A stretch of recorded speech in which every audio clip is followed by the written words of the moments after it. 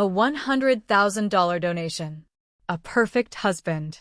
A brutal secret. The moment I heard my husband's laughing voice behind a half-open door, my gilded cage shattered. What followed wasn't just a breakup. It was the meticulously planned revenge of a woman who was tired of being the invisible trophy wife. A revenge that started with an unexpected trip to a dangerous neighborhood and ended with a secret diagnosis that changed everything. You won't believe how far she went to take back her name. This is the story of a woman who was called the Fat Aries behind her back, a woman whose every breath was in an act of silent defiance. Agnes "Aggie" Peterson was not meant for a quiet, comfortable descent into old age. Her life was a striking, often painful paradox. At 65, she possessed a quiet strength that belied the cruel, narrow standards of the East Coast elite her inherited wealth had forced upon her. Her rich, dark brown eyes held the deep, enduring pain of a wound she had carried for decades, and her figure, a womanly, robust silhouette, refused to conform to the skeletal norms prized by the Greenwich, Connecticut social set.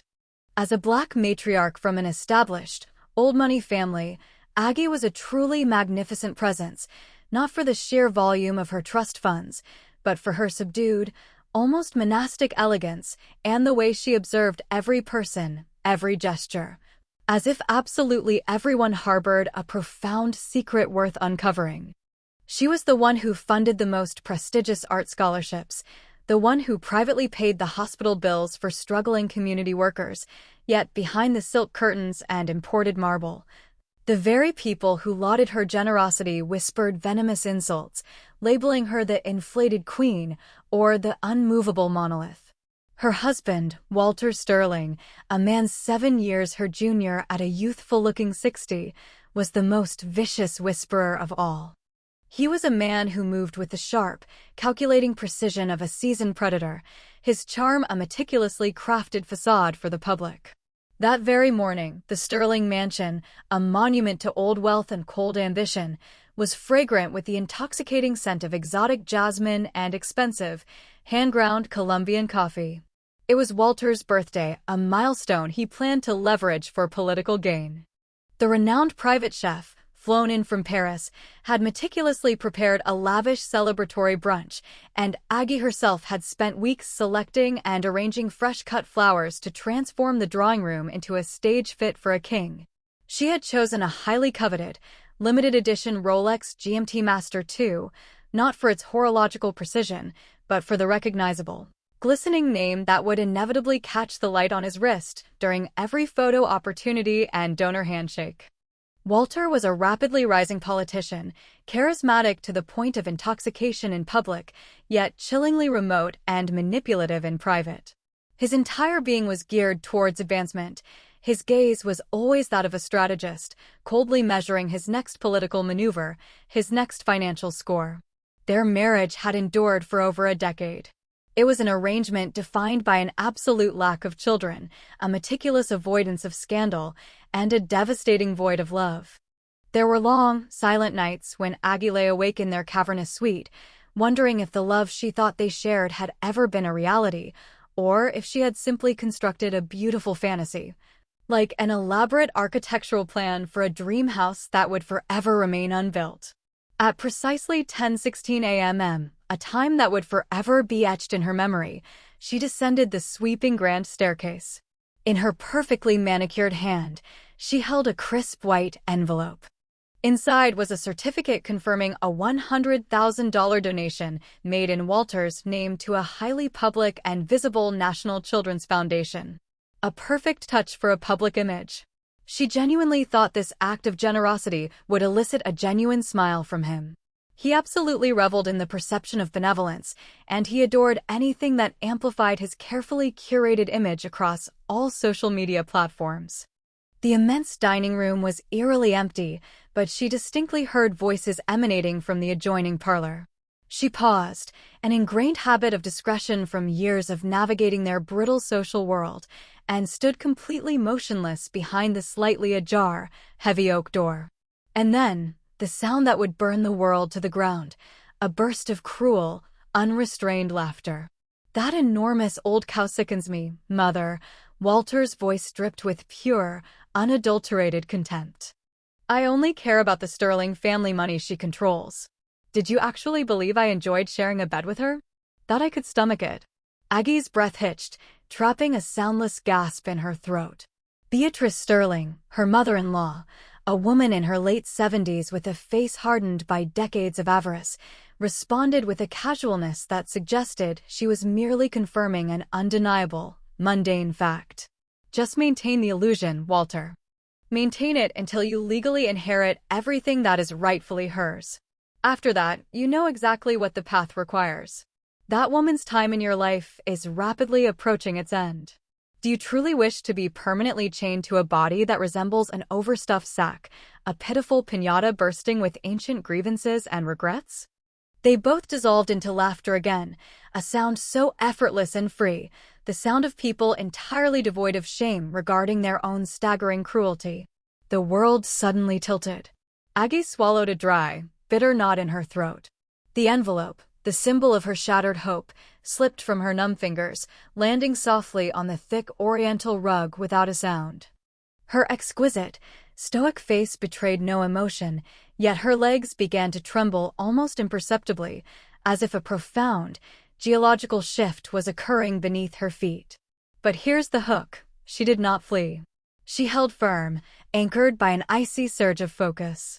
With painstaking slowness, she retreated, climbing the towering staircase without the slightest creak from her bare heels, and gently, soundlessly, she closed the door to her private suite as if absolutely nothing of significance had happened. She did not weep. She did not utter a single scream. She did not storm back to confront them in a theatrical display. That evening, they all gathered for a dinner that felt less like a celebration and more like a carefully staged play. Aggie offered a bright, brittle smile, the kind that stretched too tight, and presented Walter with the extravagant watch. Walter thanked her with a dry, rehearsed peck on the cheek and affected a grand, overblown enthusiasm. Beatrice, ever the passive-aggressive tormentor, commented that the wine was superb, then casually suggested that Aggie should investigate a friend's radical new detox and slimming regime. Everyone at the table laughed, except for Aggie. She simply watched the two of them, her gaze filled with a terrifying serenity, a composure that spoke not of peace, but of a strategy being ruthlessly carved into stone. Keep watching, because the true motive for what she did next is more shocking than the betrayal itself. Long past midnight, with Walter deeply and carelessly asleep in the palatial main suite, Aggie moved, a silent, barefoot specter, through the mansion. She examined every corner, every object. The valuable artwork she had personally selected, the ornate furniture she had meticulously imported from the finest Italian artisans, the magnificent, concert-grade grand piano she had never, ever found the time or the courage to learn how to play. Every single object was a silent, damning witness to a life that had never truly belonged to her, a life lived to fit a mold that had been slowly, excruciatingly suffocating her soul for years. In the solitude of the vast study, she pulled a pristine sheet of heavy bond paper from the stationery drawer and wrote in her characteristically elegant, unwavering hand, a single sentence: "Thanks for finally revealing your true, repulsive colors." She signed it with no name, no initial, a message requiring no identification. She folded the stark note, then opened her encrypted, state-of-the-art laptop.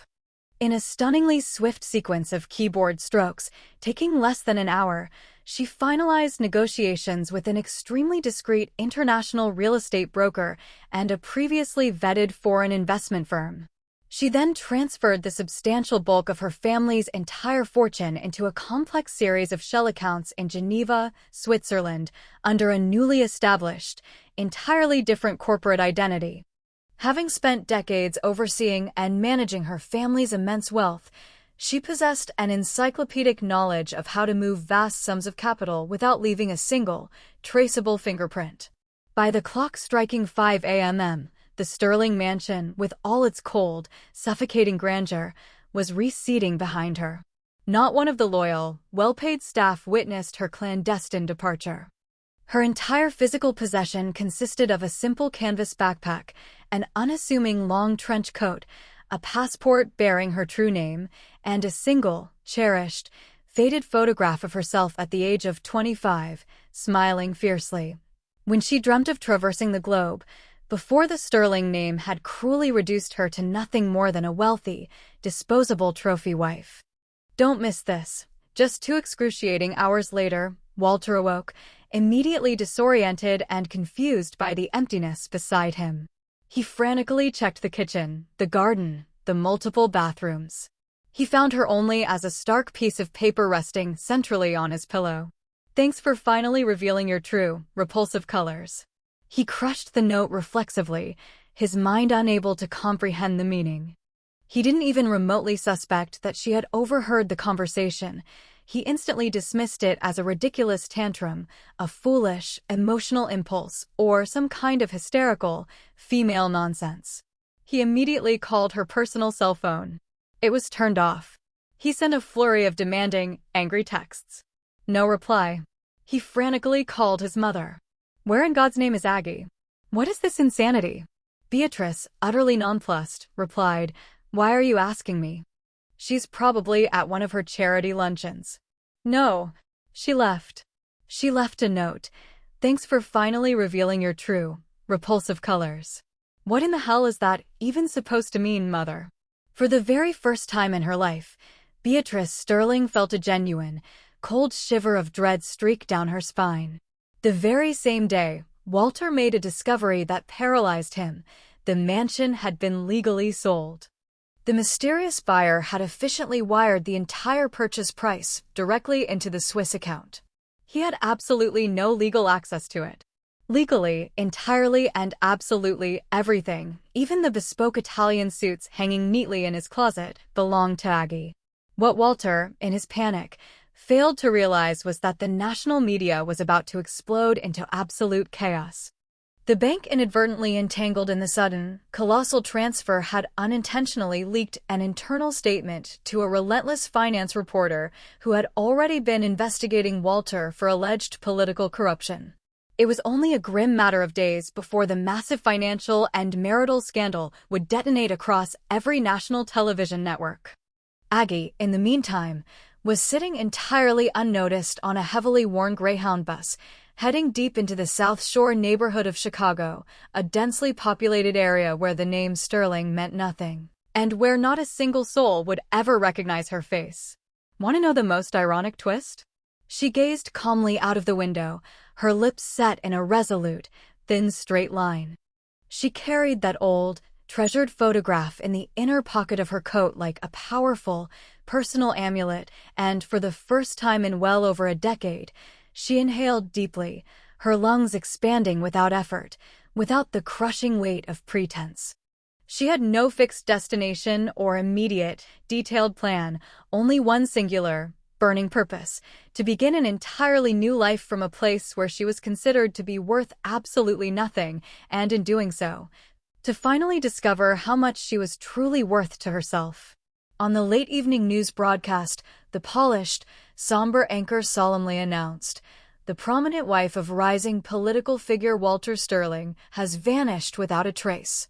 Rumors are swirling that she covertly liquidated their mansion and emptied all joint accounts. Some commentators suggest kidnapping, others call it the most explosive marital scandal of the decade. Nobody knew the truth for certain, but Aggie did. She knew that the true kidnapping had been her entire, luxurious, gilded life. She knew that contempt masquerading as a marriage would never again be permitted a place in her existence. And she also knew, with a certainty that thrilled her, that the world was soon going to meet a completely different woman, a woman who had been cruelly mocked as a lucky fat girl, but who was now absolutely determined to prove that there is nothing more profoundly powerful than a woman who no longer requires anyone else to elevate her.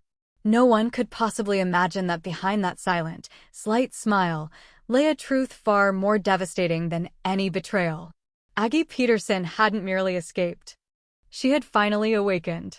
The bus groaned, advancing slowly down rough, dusty streets, its windows fogged with the damp, chilly morning air. Her threadbare backpack rested heavily on her lap. Inside, there were no expensive jewels, no designer labels, no high-end perfumes, only painstakingly organized legal documents, a small, discreet cache of cash, a thick, leather-bound notebook filled with phrases she had scribbled down only when her chest could no longer contain the silent tears, and that invaluable, faded photograph from her youth. The image showed her standing on an ocean beach, her arms thrown wide open as if the whole magnificent world was her rightful possession. Back then, she hadn't yet been introduced to Walter. Back then, she hadn't yet become the elegant, suffocated shadow of a profound and fraudulent life. The ultimate clickbait, the most heartbreaking part of the story? It's not the betrayal, it's the secret truth about the person she was looking for in this dangerous place. The bus came to a final, loud, grating, screeching halt. The driver turned his head, utterly indifferent, and announced in a rough, bored voice, "South Shore, last stop." Aggie stood up. No one looked at her twice. No one recognized the woman who, just 2 short days earlier, had graced the covers of prestige fashion magazines and the social pages of charitable galas. In this new world, she was entirely invisible. And for the first time in years, that invisibility provided her with an overwhelming sense of profound relief. South Shore was not a rich neighborhood, but it was a wounded one. The chipped, cracked facades of the houses seemed to silently narrate stories of fiercely cold winters, of promises brutally broken, and of hopes that managed to survive stubbornly, like the tenacious weeds growing between the broken cobblestones. Children played barefoot, oblivious, splashing in puddles of muddy water. Exhausted women swept their narrow sidewalks while securely carrying sleepy babies perched high on their hips. A man sold incredibly savory barbecue ribs from a smoking food truck parked directly on the corner. An ancient transistor radio spat out the timeless, soulful sound of classic R&B. Aggie walked the streets slowly, observing every single detail with a complex mixture of sudden, acute fear and deep, genuine fascination. A piece of taped-up, handwritten notice on a rusty house gate abruptly caught her full attention. Room for rent, shared bath, no questions asked. She knocked decisively on the door. A woman in her late 60s, with skin deeply weathered by hard labor and small, intensely distrustful eyes, slowly opened it. "Looking for something?" the woman asked sharply. "I saw your sign. I am looking for a quiet place to stay for a while. I can pay for the entire month of rent." The older woman scanned Aggie from her head to her well-heeled feet. Something about her entire demeanor did not compute with the surroundings. Too much innate poise. Skin too meticulously cared for in this unforgiving environment. Name? Aggie hesitated for a mere, critical fraction of a second. Maybelline May Sterling. The choice of a new name was already part of the plan. That's an unusual name for around here. Come in. The room is available, but I don't offer refunds, and I absolutely do not tolerate any trouble.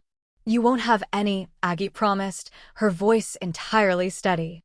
The small room was dominated by a thin twin bed, a single electric fan that whirred loudly like it was about to mechanically dislodge from the ceiling, and a broken window without a proper pane. The damp, cracked walls were stained with mildew. It reeked distinctly of confinement, but to Aggie, it felt like an impregnable sanctuary. She paid for the full month immediately and settled in. That night, she did not cry a single tear. She simply lay flat on the hard, unfamiliar mattress, closed her eyes, and allowed the profound, healing silence to do its necessary work. The next day, she walked aimlessly through the neighborhood. She introduced herself everywhere as a woman utterly ruined by a massive financial fraud, someone who had suddenly lost absolutely everything. It wasn't a complete lie, though not for the trivial reasons everyone else assumed. They looked at her with a fleeting pity, but also with a certain, unsettling, morbid curiosity. She was new. She was definitely strange. She was just another sad, forgotten story in a place already overflowing with them. Her wandering led her to a tiny community health center. The exterior facade was peeling paint and cracked plaster. Inside, there were a couple of ancient, rusty exam tables, a collection of broken plastic chairs, and a pitiful makeshift reception desk constructed entirely from stacked cardboard boxes. A clearly distraught woman was arguing intensely with a young man about a crucial medicine they simply could not afford. "Ma'am, I have already told you 3 times. We don't have that specific antibiotic, and if you buy it outside, I cannot guarantee its authenticity." The deep, steady masculine voice belonged to a tall, imposing man with wildly disheveled brown hair. His shirt sleeves were habitually rolled up to his strong elbows, and dark, profound circles under his eyes bore witness to countless sleepless nights. His gaze was marked by a lingering sadness, yet his tone was firm, empathetic, and profoundly warm. Aggie observed him quietly for a few seconds. He glanced at her fleetingly, then instantly refocused his full attention on the patient.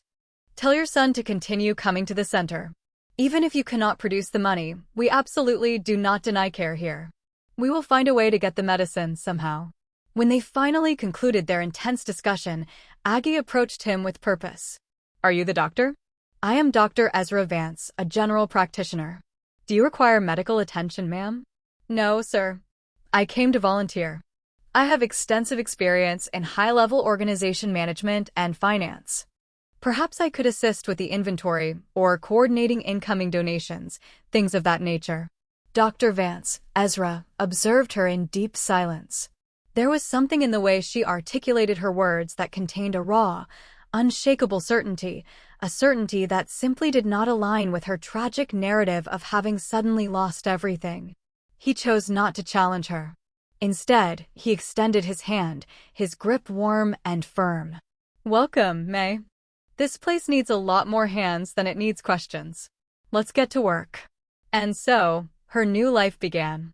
In the intense, draining days that followed, Aggie learned to fold stained, institutional sheets, to meticulously organize forgotten boxes of supplies that were long expired, and to receive the small, sporadic donations that arrived like desperate, minor miracles. No one in that clinic or neighborhood questioned her hidden past. All that mattered was the meaningful, essential work she was dedicatedly performing in the present. It was in that same small, dilapidated clinic that she first encountered a young girl named Lena. Lena was only 8 years old, with hair that was dull and lifeless and enormous, dark eyes that looked as if they had already witnessed far too much of the world's harshness. She sat quietly on the exam table, her small head resting wearily on the shoulder of a sweet-faced, kind elder. "Miss Delia, she hasn't had any appetite for 3 days now," the elder woman stated simply. "She runs a high fever at night, and her skin is rapidly getting much paler." Ezra examined the little girl with painstaking concentration, ordered a series of immediate tests, then stepped out into the hall and leaned heavily against the cold wall. His handsome face was tight with professional concern. "What is it?" Aggie asked him, her heart already sinking. "I strongly suspect leukemia," he admitted, his voice a low, rough rasp. "But we desperately need the full lab work, and that costs more money than we have access to right now." Aggie looked through the tiny window. Lena was now softly playing with a worn rag doll that was missing an arm, murmuring sweet words as if sharing intimate secrets. Miss Delia approached Aggie when Ezra momentarily stepped away. "You are not from around here, dear. Forgive my bluntness, but your hands are too perfectly clean, your fingernails are too meticulously neat, your posture is too ramrod straight. Life in this neighborhood tends to slowly, painfully hunch us all over." Aggie offered no reply. "Don't worry, dear. I had my fair share of secrets when I was much younger, too. I'm not here to judge you. I'm just telling you that when a woman is fiercely hiding something profound, she must choose with absolute care who she permits to look at her, because some eyes are only seeking the flesh and others, very few, are genuinely searching for the soul. Dr. Vance is the second kind." Aggie slowly nodded, a painful, heavy lump forming in her throat. 2 weeks swiftly passed. Aggie had become an indispensable part of the health center, not for any specialized knowledge, but for the one thing she offered without reservation: her time, her profound ability to listen, and her total, unwavering commitment. She took responsibility for the cleaning, the mundane assisting, and the backbreaking heavy lifting of supply boxes. At night, she wrote in her personal notebook a single, searing sentence repeated over and over again: "I never truly had time for the poor until I became one of them." One morning, while systematically organizing the patient files in the small, cramped office, the phone rang, startling her. Ezra answered with a practiced, routine tone, but his face suddenly shifted dramatically when he heard a name mentioned. "Sterling? Are you absolutely certain? And the file still actually exists?" Aggie dropped the box of files she was holding. He looked at her quickly, said nothing, but instantly noticed her perceptible tremor. "Are you all right, May?" he asked, his voice sharp with concern. "Yes, just got a little dizzy, that's all." Ezra returned to his tense call, ending it minutes later in a loaded silence. He offered no explanation, but simply went out to the derelict back patio for a much-needed cigarette. Aggie felt her heart hammering against her ribs as if it were frantically trying to escape her chest. Sterling. That name was a sudden, violent gunshot in her memory, the brutal echo of absolutely everything she desperately wanted to bury forever. A little later, she found him sitting alone, contemplating something unseen. She approached him cautiously. "May I ask what that very upsetting phone call was about, Dr. Vance?"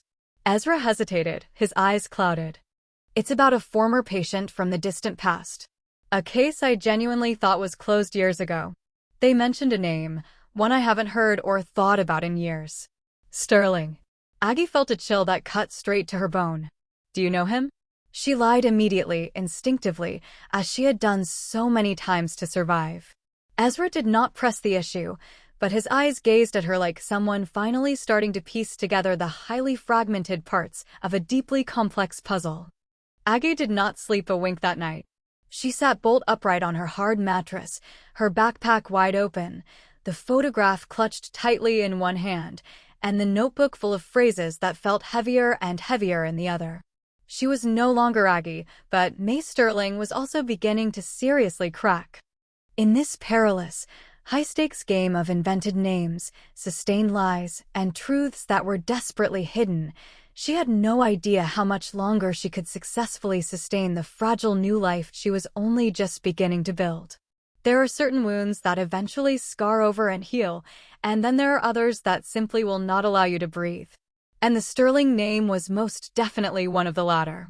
The ultimate, terrifying question was not if Walter would eventually find her. The question was whether, when he did, she would have finally gathered enough strength to face him, or if she would collapse back into the invisible prison she had fought so fiercely and paid so dearly to escape. Why did she choose this name? The full, devastating answer is linked to the man who assaulted her mother-in-law. Aggie looked intently at herself in the cracked, filthy mirror of the shared community bathroom as she splashed cold, murky water on her face. The stained tiles reflected an image of herself she still didn't fully recognize. May Sterling. That name had become a literal kind of armor. She now wore it with increasing, confident ease, though a vulnerable part of her still trembled constantly beneath the surface. The following weeks passed with an excruciating slowness, but something deep within her began an irreversible change. The humble, grueling routine, the genuine human connection with the people of South Shore, the blessed absence of all appearances, it all began to slowly, tenderly mold her heart, the way a brutal fire molds and purifies metal. She no longer thought about Walter constantly. She no longer played that hateful, scarring phrase, "That enormous old cow sickens me," like a dagger embedded perpetually in her memory.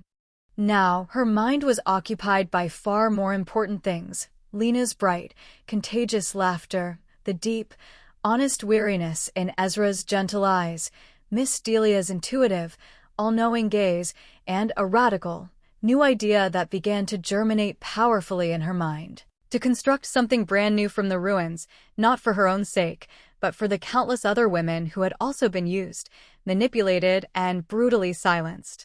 Lena had entirely become her profound center of gravity. The little girl clung to her with absolute, innocent trust, as if she had been waiting for Aggie her entire short life. They played together with worn rag dolls, invented wonderfully absurd stories, and shared deep, comfortable silences that somehow conveyed more understanding than 1,000 words. Aggie didn't need to be a biological mother to feel the intense, immediate bond. Deep down, in the core of her soul, she knew this quiet affection was the pure, unconditional love that life had so cruelly denied her 3 times before. "Have you felt invisible too, May?" Lena asked her one morning as they quietly drew fantastical pictures on the floor with colored chalk. "Yes, many times, sweetie," Aggie replied without pausing to think. "Then we are exactly the same," the girl stated simply. "Because when people are scared, they look straight away from you, and then you just stop existing." Aggie felt a painful constriction in her throat. She wondered how many times she herself had looked directly away, comfortably confined in her impenetrable bubble of luxury and appearance. How many times she had deliberately pretended not to see the pervasive misery from the armored safety of her chauffeured car. That guilt was a silent, unshakable companion. One scorching hot afternoon, the neighborhood suddenly sprang to life with loud, joyful music. A community fair had been organized to rapidly raise funds for the clinic. Ezra had suggested it primarily as an excuse for everyone to temporarily forget their troubles. But it was Aggie who swiftly and efficiently took complete charge. She convinced the neighborhood women to bake traditional sweets, to craft small, intricate pieces of jewelry, and to knit small, marketable clothes. She perfectly coordinated the spaces, the complex timing, and the necessary city permits. In just a few short days, she had become a central, undeniable figure. "I have no idea who you were before, May," Miss Delia confessed to her while they braided bread dough together. "But who you are right now, in this place, is precisely what we need." Aggie offered a genuine, warm smile. She had finally stopped correcting people when they called her by her new name. It was much more than just a disguise. It was a true, living version of herself she desperately wanted to be. In the midst of this small, crucial rebirth, an unexpected, chilling memory resurfaced. Ezra was quietly discussing an old, crucial patient file with a nurse. They mentioned something that instantly turned Aggie's stomach to ice. "Beatrice Sterling. She was once my private patient, years ago," Ezra commented, completely unaware that Aggie was listening intently behind a curtain. "I was unceremoniously fired years ago when I adamantly refused to cover up the illegal prescriptions they were providing to severely addicted patients.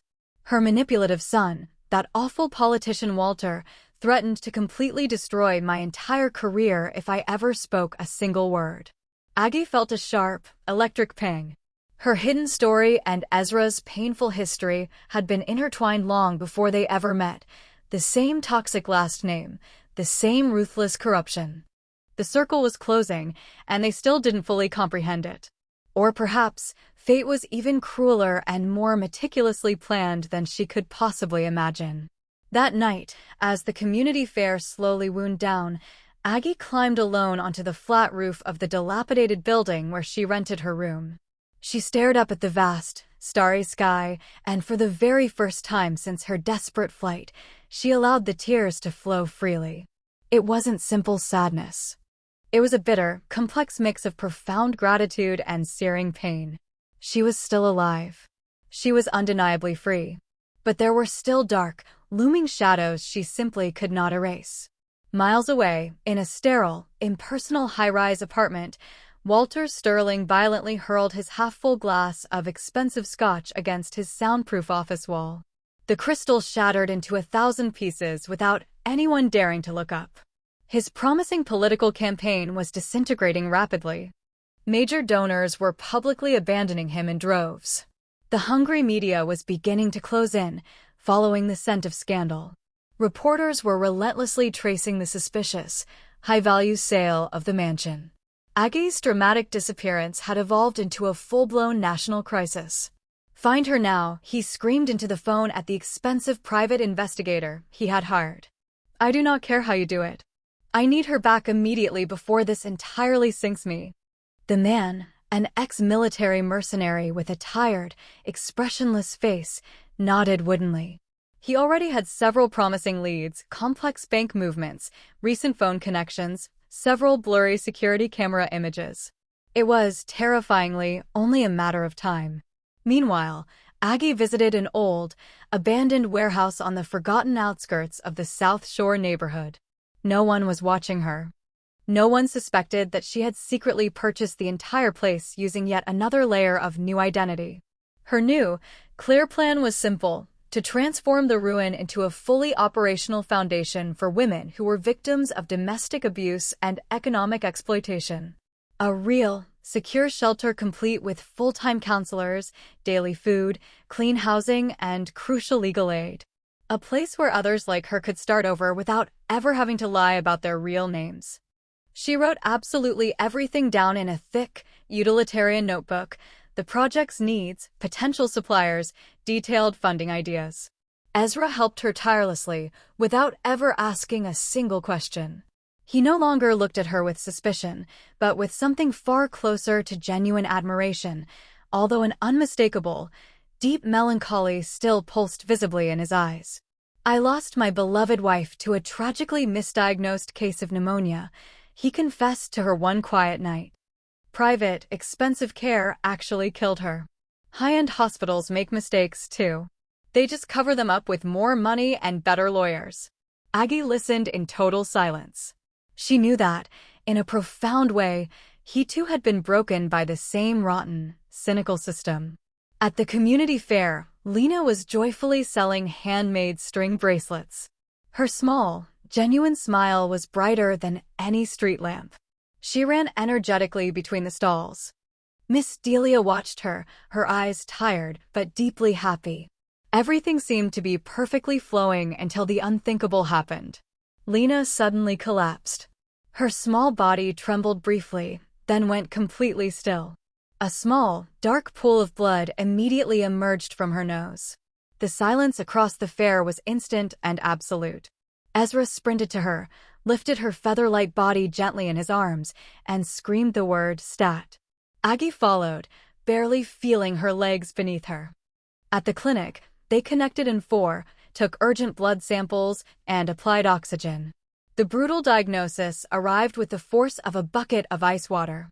"The leukemia has rapidly progressed," Ezra stated, his voice utterly shattered.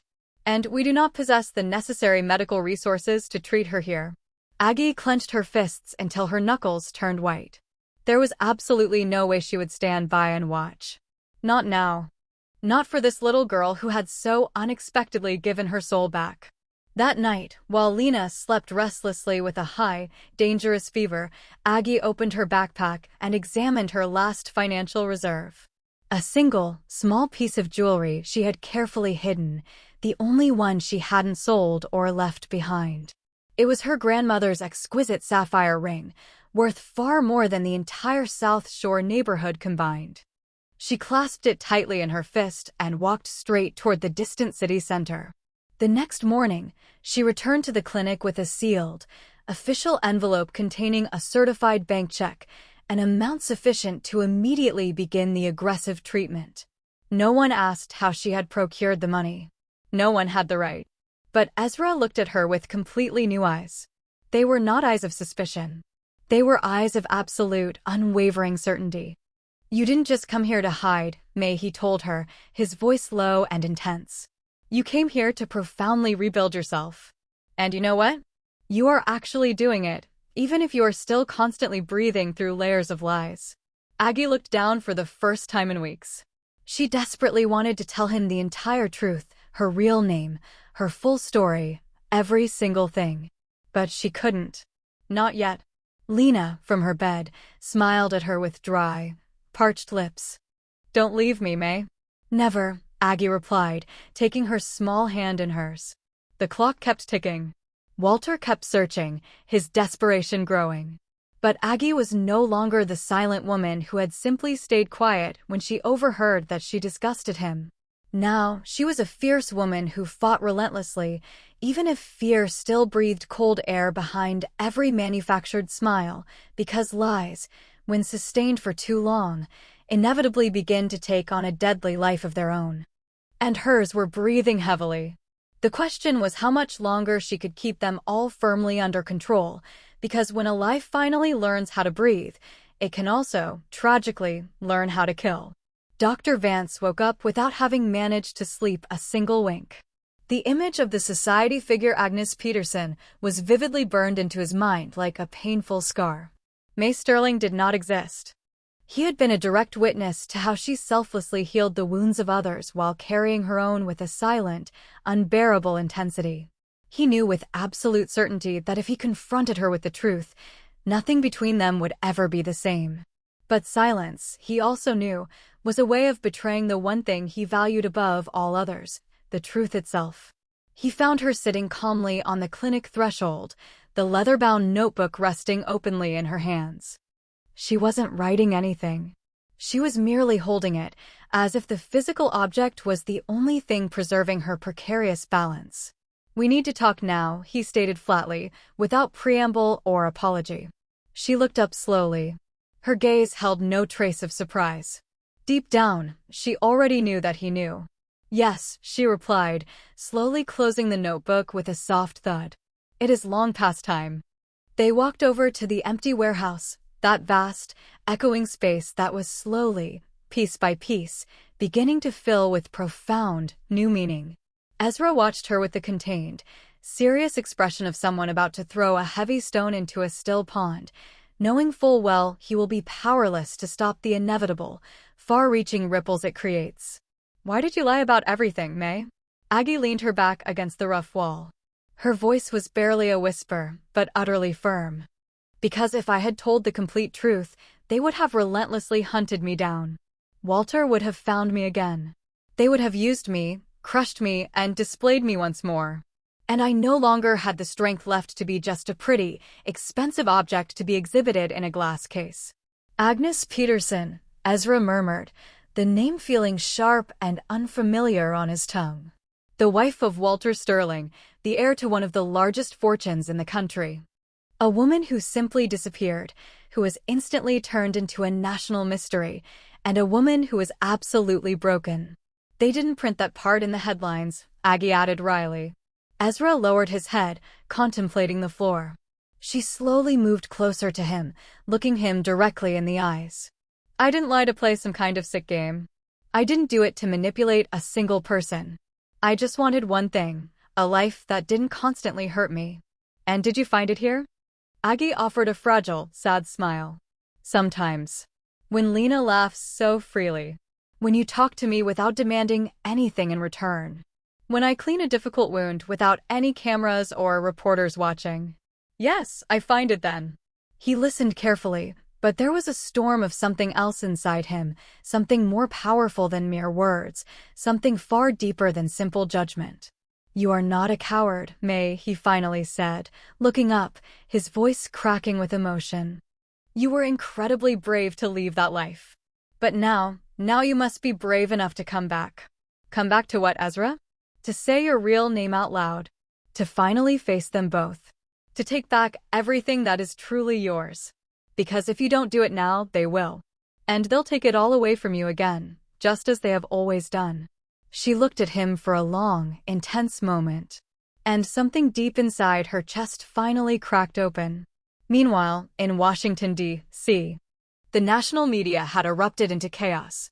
An anonymous, highly detailed report, leaked directly from the prosecutor's office, revealed a shocking trove of documents, audio recordings, and complex financial movements linking Walter Sterling and his mother, Beatrice, to high-level money laundering schemes, the scandalous misuse of public funds, and the outright bribery of several federal judges. Walter was screaming in impotent fury at his panicked team of lawyers over the phone. Beatrice had not left her suite in days, not out of shame, but out of pure, crippling fear. That very morning, an unassuming envelope had arrived at her door with absolutely no return address. Inside was a copy of a carefully altered birth certificate and a stark, one-line letter that simply read, "The truth can't be erased, Beatrice." Beatrice required nothing more. The painful, shameful past she had successfully buried with decades of silence was now violently returning to demand its brutal justice. In a desperate, reckless act, she did something she hadn't done in years. She called Ezra Vance. He received the call at the clinic. Her voice was thin, frail, and almost completely unrecognizable. Ezra, I need to talk to you. Only you. Please. Ezra hesitated, but finally agreed to meet her. He met her discreetly at a private hotel, far away from the prying eyes of the relentless cameras. Beatrice had aged visibly in just a few weeks. She wore no jewelry, no makeup, only deep, dark circles under her eyes, an uncontrollable tremor in her hands, and a raw, exposed fear that betrayed everything. I am not here to attempt to justify myself, she said, avoiding his gaze completely. I know exactly what I did, Ezra.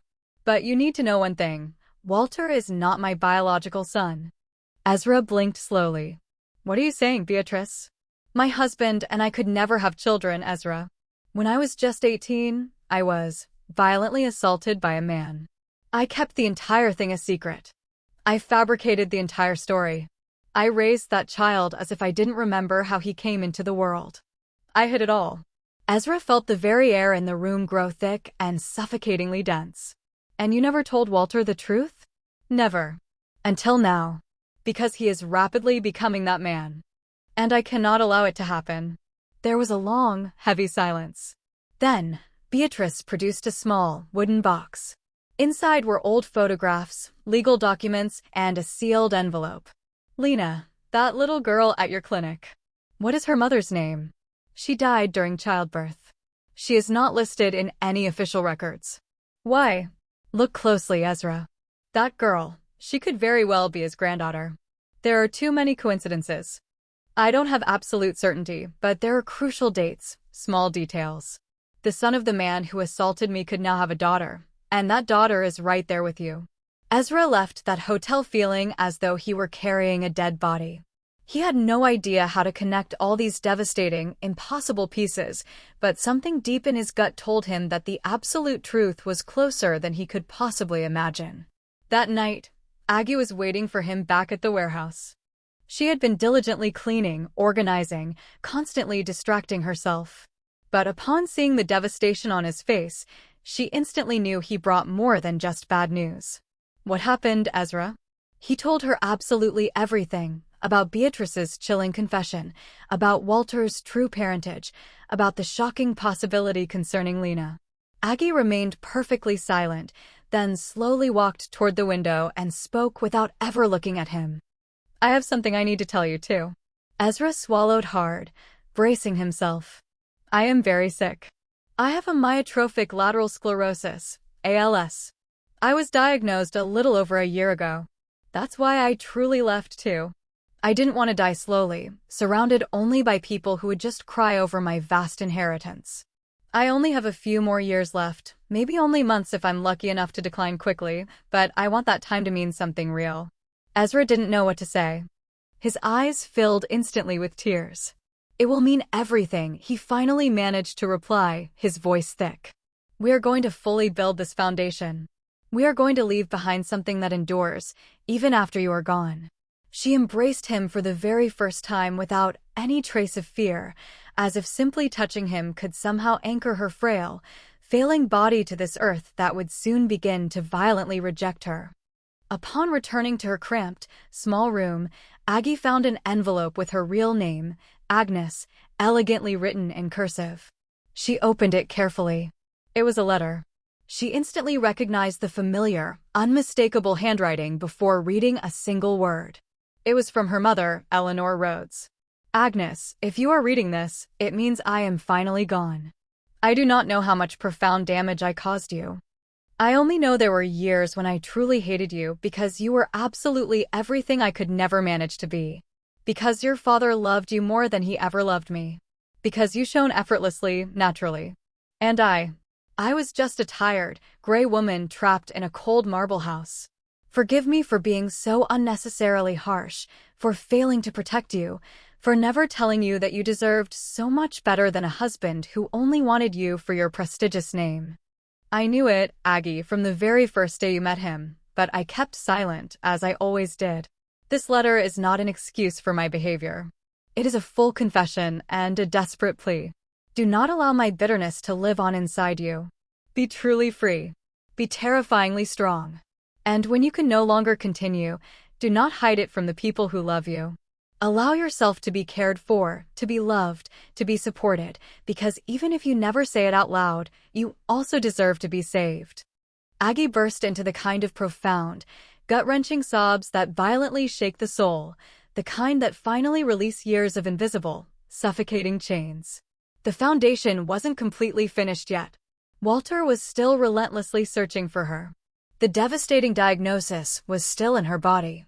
But that night, for the very first time in decades, she slept without fear, because the truth hurts deeply, yes, but it also unequivocally sets you free. And she no longer had the strength or the desire to carry any more lies. Now, she just wanted to build something real, something permanent, before her body completely gave out. And she would do it with Ezra, with Lena, with Miss Delia, with her honest, painful truth as her one and only true inheritance. The single almond tree in the foundation garden was a constant reminder of the life that continued to bloom even as the protagonist's own was slowly, systematically being shut down. Every morning, Aggie Peterson, moving with the increasing slowness imposed by the advancing ALS, watched Lena meticulously water the young sapling. The girl's devotion was a physical anchor in a reality that was otherwise slipping away day by day. Ezra Vance, now juggling his clinical duties with the overwhelming responsibility of overseeing the burgeoning Agnes Peterson Foundation, was Aggie's shadow, a silent partner in both her work and her terrifying secret. He had become adept at reading the subtle signs of her physical decline, the slight tremor in her hands when she tried to write, the momentary hesitation before she spoke a difficult word, the profound, unyielding fatigue that settled over her body like a heavy, leaden cloak. Their conversation in the warehouse, the unburdening of Walter's true parentage and her own fatal diagnosis, had stripped away the last vestiges of pretense. Aggie was no longer May Sterling, the woman running from financial ruin. She was Agnes, the woman running a fierce, desperate race against time. The urgency of her task intensified. The foundation was built on paper, but it needed to be built in the soul of the community, and that required far more than just money. It required a scandal so profound, so personal, that it would ensure the name Sterling, the very name that had nearly suffocated her, would forever be associated with disgrace, thus making the foundation's legitimacy and purpose shine even brighter. One chilly evening, after Lena had been tucked in at the new residential annex, Aggie sat with Ezra, reviewing financial projections. The foundation was doing well, attracting small but steady donations, but the ongoing medical costs for Lena's intensive treatment were a massive, draining reservoir. We need a large, reliable source, Ezra. Something that cannot be touched by Walter's collapsing legal teams, Aggie dictated, her voice a little weaker than usual. We have the legal documentation for my transfer, my assets are secure. But I need to find the final, hidden weakness in the Sterling Empire. The one thing he cares about more than money. Ezra leaned closer, his expression intense. His name, Aggie. It's always been his name. He and Beatrice fabricated an entire, flawless lineage to support his political ambitions. If that foundation, that story, collapses, his entire political house falls into the sea. That's what Beatrice came here to tell me, the fear of him becoming that man. Aggie nodded slowly, a dark, thoughtful look crossing her face. Beatrice mentioned a birth certificate, altered records. A secret kept since he was 18. If we can prove the lineage is a lie, that his entire life as Walter Sterling is a fabrication used for power, that's the clean detonation we need. His father's real identity, the man who assaulted Beatrice, that's the key to this final, cruel act. The hook that pulls you in deeper. Why did Beatrice reveal the truth? Was it a confession of guilt or the ultimate act of maternal revenge? The answer will change how you view everything she did. Aggie spent the next few days in deep, solitary thought, mostly confined to her small, simple room, the laptop glowing in the dim light. Her connection to her past life was minimal, but potent. She still had access to a select few, deeply loyal contacts in the dense, secretive world of old money trusts and family archives, contacts who owed her favors, contacts who had never truly liked the arrogant Walter Sterling. Through encrypted channels, she started requesting obscure, dated records, archived property deeds, birth announcements from the late 1950s, and probate records from the time her late father-in-law, Beatrice's husband, was at the height of his power. This clandestine work was physically taxing, her fingers often cramped over the keys. The strain on her eyes was immense, but her focus was unwavering. She was building her final weapon. Ezra noticed her increased isolation. He respected her need for privacy, knowing she was preparing for the final phase of her battle, but he worried intensely about her health. He often found her asleep, fully clothed, her head resting on the desk, the laptop screen still displaying a tangled web of financial data and legal names she had meticulously compiled. "Aggie, you must rest. You're pushing your body too hard. The foundation is safe now. Your revenge is complete," he pleaded one afternoon, gently moving a stray strand of hair from her forehead. "No, Ezra," she whispered, her eyes still closed, conserving energy. "It's not revenge. It's prophylaxis. A prophylactic against oblivion. If Walter survives, he will try to destroy this place and everyone in it. I have to neutralize the toxin completely. And the only way to do that is to expose the rotten root of his entire false existence." Meanwhile, Walter, now publicly humiliated and facing multiple federal investigations, was becoming increasingly paranoid. He was losing his mind, consumed by the need to find Aggie. He believed that if he could just drag her back into the light, discredit her, and force her to recant the initial lies about the money transfer, he could save his crumbling career. He poured all his remaining cash into tracking her, not realizing that Aggie was no longer hiding in a luxurious hideout, but living on a bus line route he considered beneath human dignity.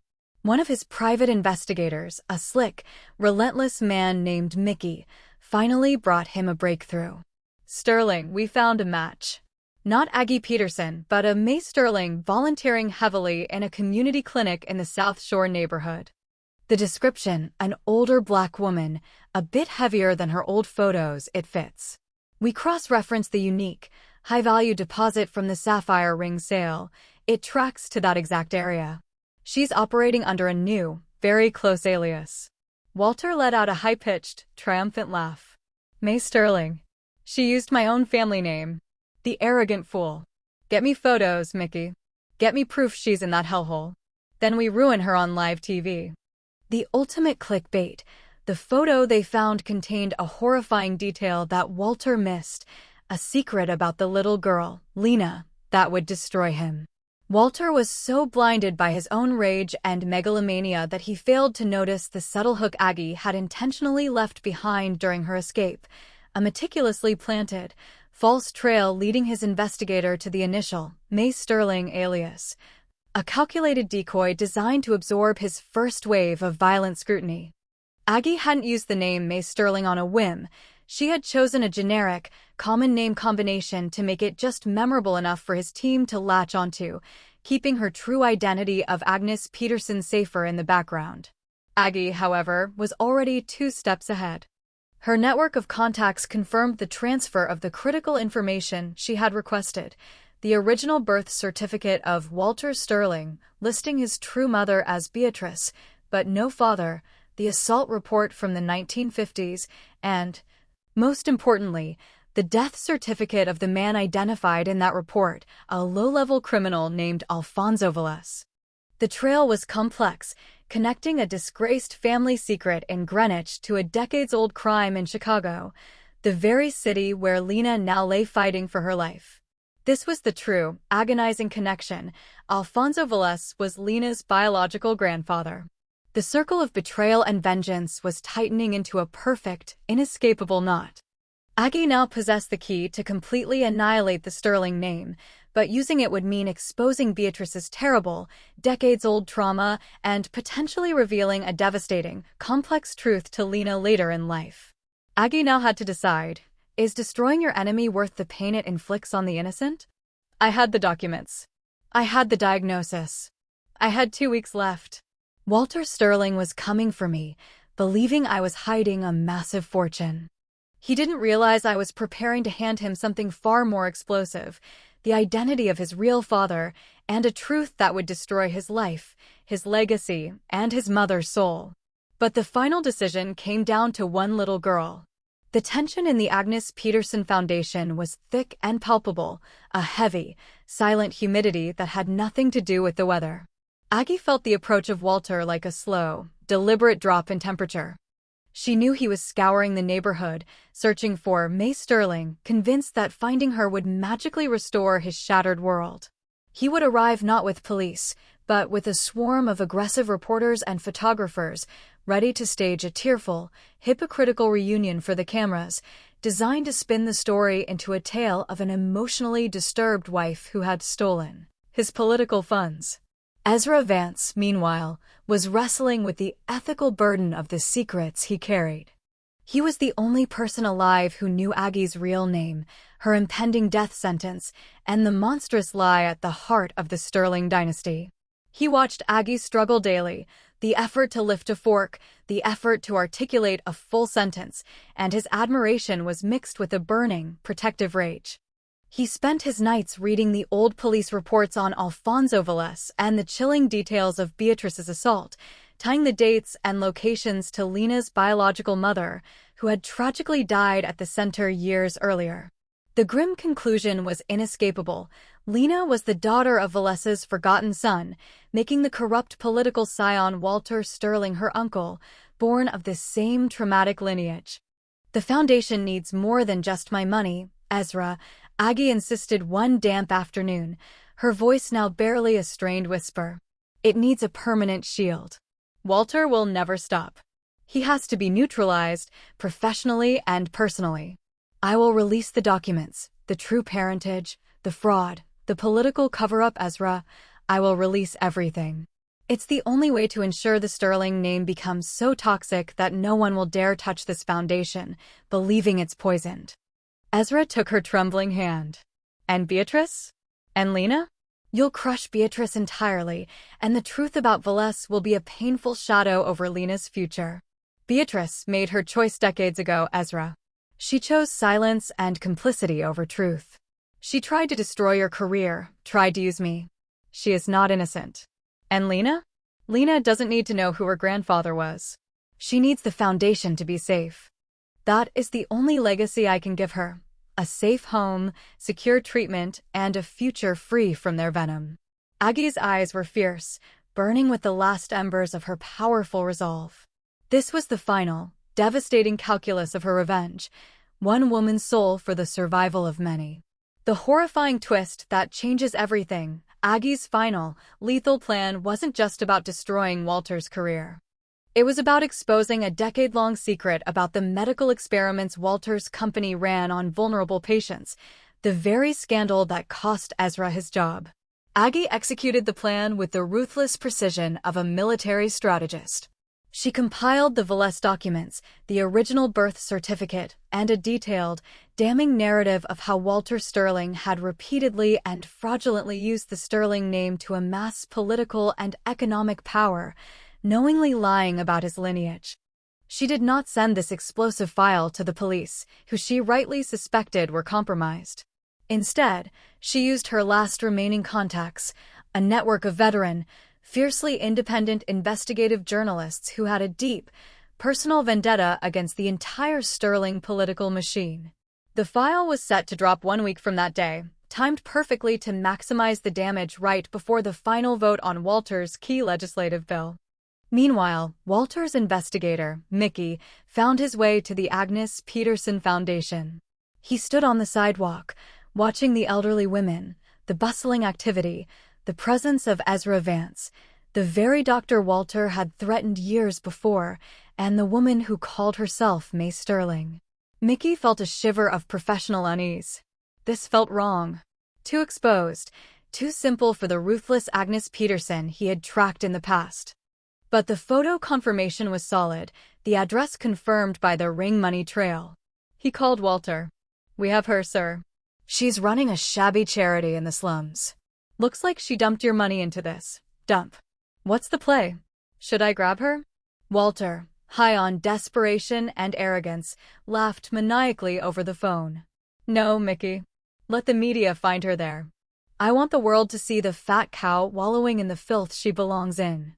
Tell the New York Tribune I'll give them an exclusive. The demented wife who squandered the family legacy on a ridiculous charity scheme. It's the perfect counter-narrative. Walter was walking directly into Aggie's trap, believing the very foundation she had built for salvation was merely a spectacle for his destruction. The final, sickening detail that Walter missed: Aggie had deliberately timed the document drop to expose not only Walter's birth fraud, but also his and Beatrice's involvement in a massive, covered-up opioid prescription ring years ago. The very scandal that cost Ezra his professional standing. This wasn't just about saving the foundation, it was about protecting Ezra's integrity and ensuring the collapse of the man who tried to ruin his life. The day before the planned media ambush, Aggie was sitting with Lena in the small garden, reading aloud from a worn copy of Charlotte's Web. Lena, her small hand firmly wrapped around Aggie's, interrupted her. "May, why do you look so tired all the time now? Are you leaving too?" Aggie paused, the words catching in her throat, her chest tight. "I won't leave you, Lena. I will always be here, in the walls, in the garden, in the sound of the women talking. Promise me you will keep writing your story, no matter what happens." The girl, sensing the profound finality in her voice, only nodded solemnly. Aggie felt her body failing rapidly. The tremors were more pronounced. The effort to sit upright was immense. She knew she had little time left. That night, she made a final, powerful recording on her phone, encrypting it with a password that only Ezra would understand. It contained her full, final statement, not a confession, but a declaration of war, detailing every single fraud, every lie, and every act of cruelty committed by the Sterlings, culminating in the exposé of Walter's adoption and the political crimes he committed under a borrowed name. The final hook before the fall, the audio recording revealed Aggie's specific, elaborate plan for the foundation, a plan so ambitious it guaranteed its security long after her death. A plan that turned the entire South Shore neighborhood into a financial fortress. Aggie knew the fight was nearly over. Walter was on his way to stage his humiliating media stunt, convinced of his victory. He was entirely unaware that he was walking directly into a well-laid trap, a trap built not on money or power, but on the simple, lethal power of the unvarnished truth. The true revenge was not the loss of his fortune, but the complete, total annihilation of his story. He arrived with cameras, expecting a tearful breakdown. He found a fortified truth. The moment the reporters saw the document I leaked, everything changed. Walter Sterling's life was a lie, his political career a ghost, and the true price of my silence was about to be paid in full. But in the midst of the chaos, my body gave the final signal, ensuring my last, lethal move went undetected. The black SUV, flanked by a chaotic caravan of flashing camera lights and aggressive reporters, screeched to a halt in front of the unpretentious, newly painted Agnes Peterson Foundation building. Walter Sterling, impeccably dressed in a bespoke suit, stepped out, a practiced expression of pained concern plastered across his face. He intended to play the role of the devoted, heartbroken husband who had tragically found his mentally unstable wife hiding in a slum, having squandered his inheritance on a frivolous, misguided charity. Aggie, sitting in a wheelchair near the newly planted almond tree, watched him approach. Ezra Vance stood beside her, his arms crossed, a tense, cold fury emanating from him. As Walter began his rehearsed speech, waving his hands dramatically toward the foundation building, "My beloved Agnes, she's been through so much. We just want her to come home and get the help she clearly needs." The reporters' phones began to vibrate violently, almost in unison. The investigative file Aggie had prepared had just been dropped simultaneously to all major national news outlets. The headline, splashed across every screen, was devastating. Political scion Walter Sterling's lineage a decades-old fraud. Adopted son of assault victim used lie to launder power. The press conference immediately dissolved into a feeding frenzy. Reporters frantically turned their attention away from Walter and his false narrative, crowding around the few journalists who had already opened the file. "Mr. Sterling, is it true you are not the biological son of Mr. Sterling? Did your mother, Beatrice, conceal the identity of your father, Alfonso Velez, for 40 years? Are these documents linking your campaign funds to the opioid scandal Dr. Vance exposed years ago authentic? Walter's facade shattered completely. His meticulously crafted image fractured into 1,000 panicked pieces. This is insane. Lies. All lies concocted by a sick, delusional woman who stole from her own family.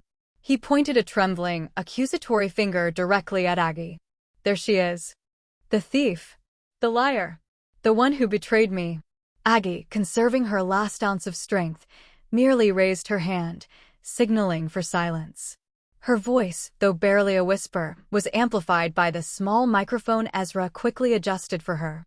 I took back what was mine, she stated clearly, the sound cutting through the chaos. I did not steal money, Walter. I took back my dignity. I built this foundation with my own family's wealth, ensuring it would do good, unlike your own corrupt enterprises. And as for my character, the documents speak the truth about yours. The hook. Just as Walter realized he was utterly ruined, the little girl, Lena, appeared with an object that sealed his fate, an object linked to Alfonso Velez. Before Walter could retaliate, the documents Aggie had strategically included, the connection to the opioid ring and the cover-up of Ezra's firing, reached the reporters, and the legal threat became instantly real. They had a mountain of evidence: financial crime, political fraud, and now, medical malpractice collusion. Walter was professionally dead on the spot. He saw the cold, unyielding certainty in Ezra's eyes, the knowing pity in Aggie's gaze, and the total, irreparable destruction of his life's work. He turned and fled the scene, pushing past his own shocked lawyers, completely oblivious to the cameras that relentlessly recorded his humiliating, definitive defeat. This was the pinnacle of Aggie's revenge, not a public scream, but a cold, surgical exposure of the truth, timed to hit him when he thought he was at his strongest. As the press descended on Ezra, desperate for a statement, Aggie quietly gripped the wheel of her chair and rolled slowly toward the almond tree. The immense physical and emotional stress of the confrontation had exacted its final price. Her vision blurred, her limbs grew impossibly heavy, and she knew the end was now a matter of minutes, not hours. She reached into her coat pocket and retrieved the small, encrypted phone with her final audio statement. With a last burst of adrenaline-fueled focus, she activated a pre-scheduled upload and wiped the phone clean. The final piece of her legacy, a financial and legal manifesto ensuring the Foundation's independence for decades, was safely on its way to her trusted lawyers. She had won the war. She closed her eyes beneath the young almond tree, not with regret, but with the profound, exhausting peace of a mission perfectly accomplished. Ezra, still fending off the clamoring reporters, eventually glanced back at the garden. He saw Aggie, motionless beneath the tree, the setting sun painting a serene, golden light on her face. He knew instantly. He excused himself, walking quickly through the crowd of media who were too consumed by the scoop of a lifetime to notice the woman's silent passing. When he reached her, Aggie was gone. Her smile was quiet, her hands resting calmly in her lap. On her wrist, the simple red thread bracelet Lena had given her remained firmly fastened. The final twist of the knife. Ezra found a small, official document tucked into her lapel, a paper listing a final, massive donation made to Walter's defunct political fund, a donation that would guarantee his legal liability and bankruptcy for the rest of his miserable life. Aggie Peterson had ensured that the man who called her a fat cow would have absolutely nothing left to his name, forever tainted by the very name he had desperately tried to steal. Her revenge was complete, final, and lethal, not just to him, but to the self she had once been. I found her final recording. It wasn't just a confession, it was a blueprint for a financial empire. Walter Sterling was ruined, but the ultimate revenge was the Foundation's ascension. The man who tried to destroy me found himself chained to my legal legacy. My body was gone, but my truth was now a fortress. The entire neighborhood was about to be protected by the woman they called May Sterling. The ensuing days were a maelstrom of legal actions and media hysteria. Walter Sterling was publicly disgraced, his political career vaporized in a single afternoon. The exposure of his fraudulent lineage and his connection to the Valles assault, combined with the hard proof of political and medical corruption, led to his rapid arrest. Beatrice Sterling, now an isolated figure, was forced into hiding, her vast social and financial network instantly dissolving around her. The Sterling name, once synonymous with power and wealth, was now a public spectacle of greed and decades of deep, dark secrets. Ezra Vance handled the transition with a stoic, quiet strength. He shared Aggie's final wishes: no public funeral, no elaborate mourning, only the quiet scattering of her ashes beneath the almond tree. He did not break the silence to the press. The Foundation, now the center of the largest political scandal in years, was momentarily overwhelmed by attention, but protected by a legal firewall of such complexity that not even the combined might of the Sterling lawyers could touch it. Aggie's final, encrypted audio recording proved to be the masterstroke. In it, she calmly and meticulously outlined her vision, not just a small shelter, but a full-fledged network of community support centers across the entire South Shore district, funded by a perpetually protected, offshore endowment. She had legally structured the foundation as a community land trust, CLT, a legal structure designed to protect the surrounding neighborhood from gentrification, tying the foundation's future directly to the financial security of the people who live there.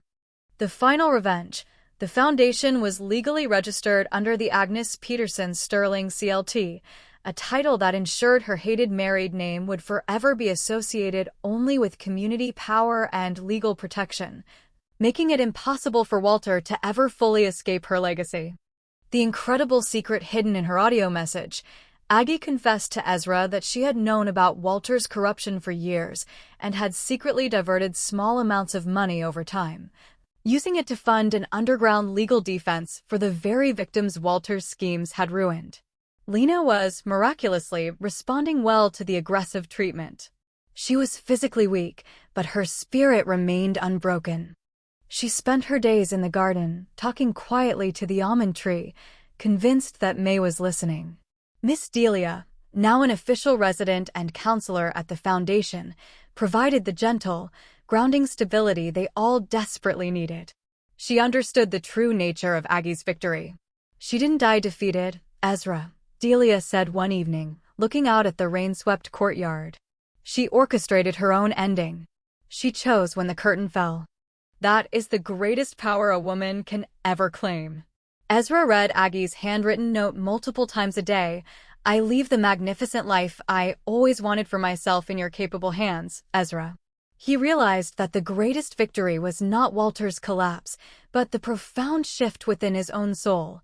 He was no longer the broken doctor whose career was destroyed by the Sterlings. He was the protector of Aggie's legacy, the director of a thriving, powerful institution built on honesty and purpose. The most bizarre, unexpected piece of the aftermath was the letter that arrived from Beatrice Sterling. It contained no apologies, only legal documents. She had legally signed over all her personal, remaining properties, including her family's historic estate in Connecticut, to the Agnes Peterson Sterling CLT, with the explicit, non-negotiable instruction that the Greenwich estate be immediately sold and the proceeds used exclusively to fund Lena's ongoing medical treatment. The final act of the woman who had lived in silence was to finally choose truth and atonement over status. She had found her own difficult peace. Walter's fate was finalized in a quiet, brutal courtroom appearance. Facing overwhelming evidence of fraud and misuse of funds, he was financially ruined. The massive, final donation Aggie had secretly scheduled to his defunct political fund guaranteed his complete insolvency.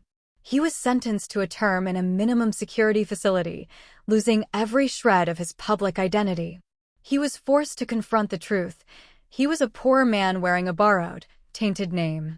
Aggie Peterson was gone, but the foundation, now financially invincible, was growing rapidly, attracting nationwide attention for its radical CLT model and a growing influx of dedicated volunteers and resources.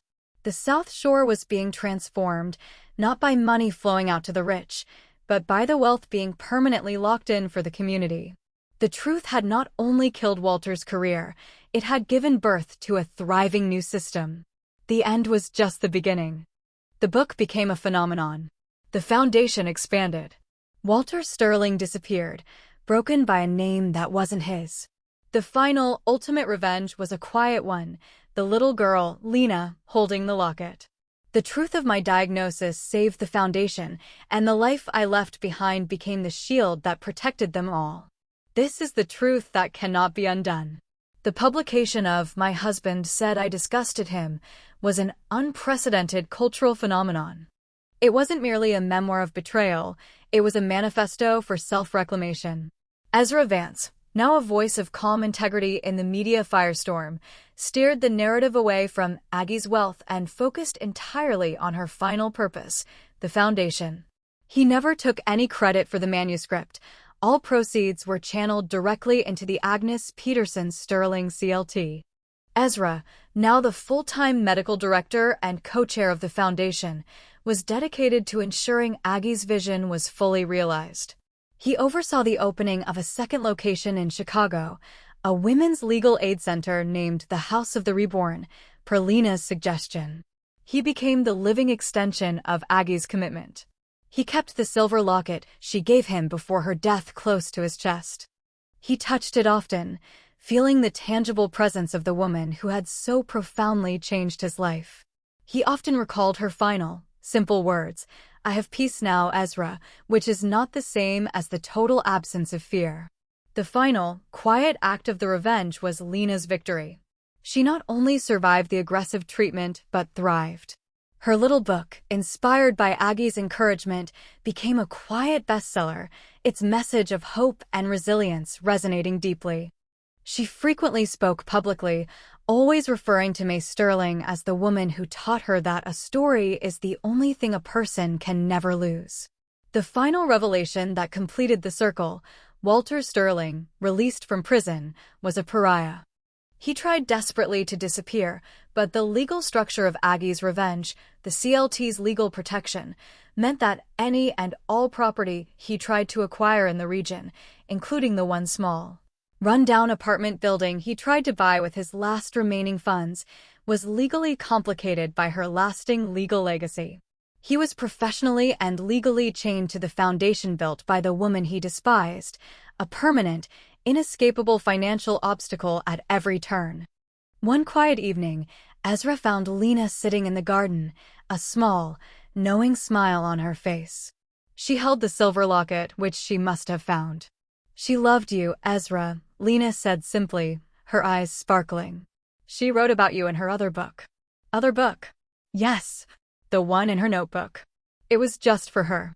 Ezra knew the notebook, the one filled with the constant, painful phrase, "I never truly had time for the poor until I became one of them."